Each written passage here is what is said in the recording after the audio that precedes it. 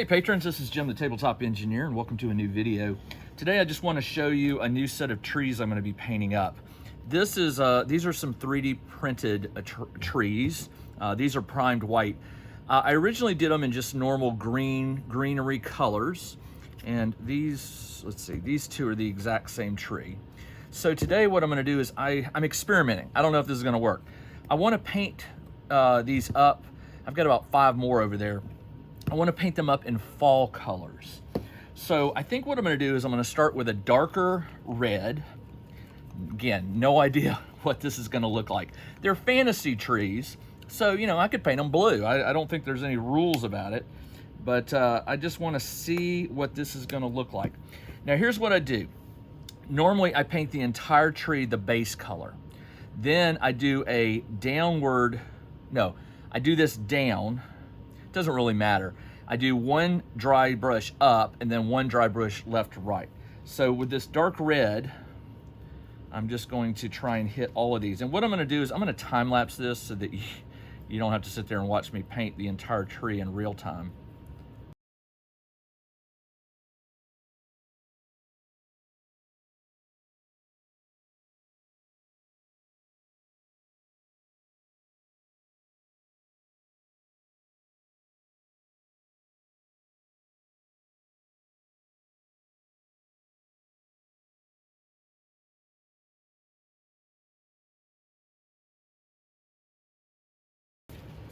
All right, the red tree is dry now.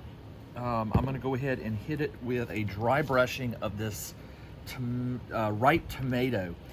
I guess ripe tomato is red, but it actually looks kind of orangish to me, but it has a fall orange color.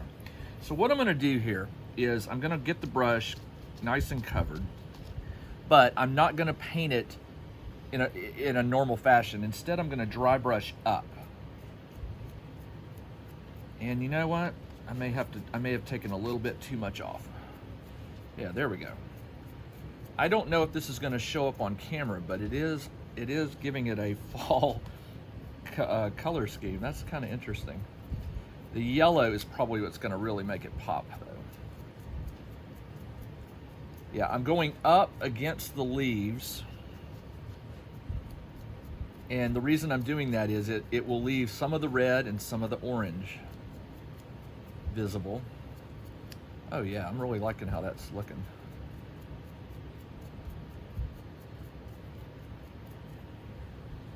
It really changed the color completely. That's interesting. All right, I'm gonna let that dry, and then I'm gonna hit it with one final dry brush of yellow going side to side. And then I'll decide if I like it or not. What I did think about doing was doing a base coat of orange and then the red. So I may do a different tree with sort of the opposite. And then I may do a tree yellow. I don't know, we'll see. There's all kinds of ways you could do this fall color scheme, so I gotta find the one that works. All right, with the orange dry, I'm gonna hit it with this yellow. Not quite sure if the yellow is gonna just brighten it up or maybe just blend. I don't really know yet. Let's give it a shot and see. All right. Now, if you remember, I dry brushed up with the orange. Now I'm going to dry brush side to side with the yellow. And I'm going to get off as much of this yellow as I can.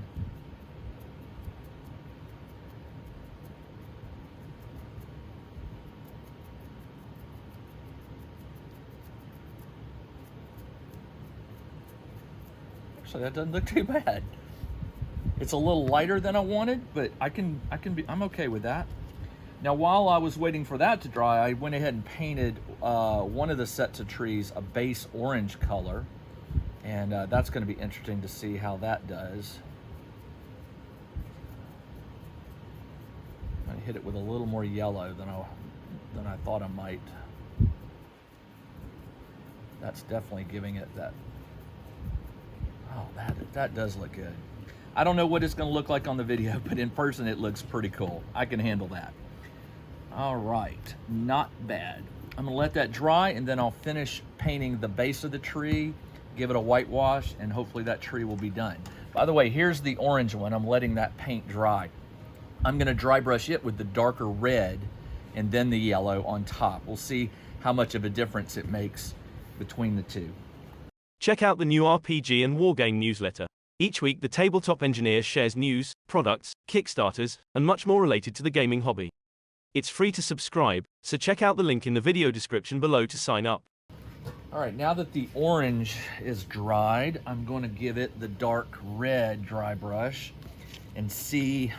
I suspect that they're both going to look the same. I could be wrong. We will see. I actually do like how that turned out, so I don't know. This may not be what I want, but I'm just going to put some red on it and then brush it up. Yeah, that's what I was worried about. It's just not dark enough. Let's see. Well, I don't know. It does darken it.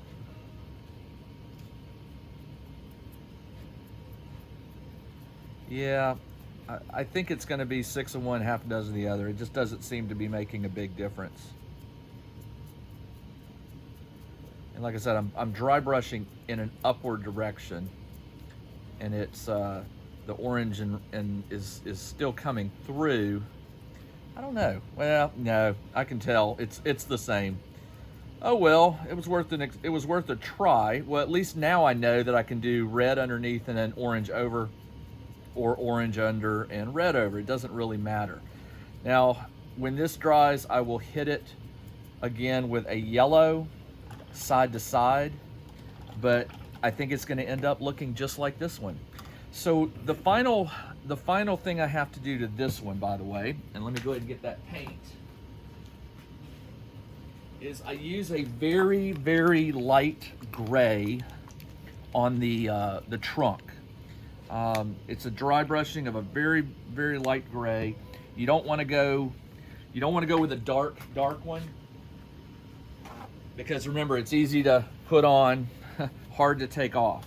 So just put on a little at a time and until you're happy with it. On these first trees, I went with a darker brown, and that gray brought them up, but this is already a light color. So I'm not thinking I'm gonna need a whole lot. Yeah, that's too much. Let me take it off. Oh, okay. Oh yeah, it just dulls that brown down just enough. Gives it some white gray highlighting there. That's perfect. I don't even know if it's gonna show up on the camera. I think it will. I'll take some photos and include them at the end of the video, or I'll try to remember to do that.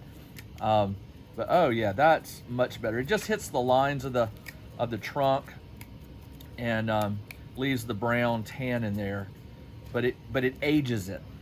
I don't know if you'll be able to tell or not. Just ages and softens the brown down a little bit.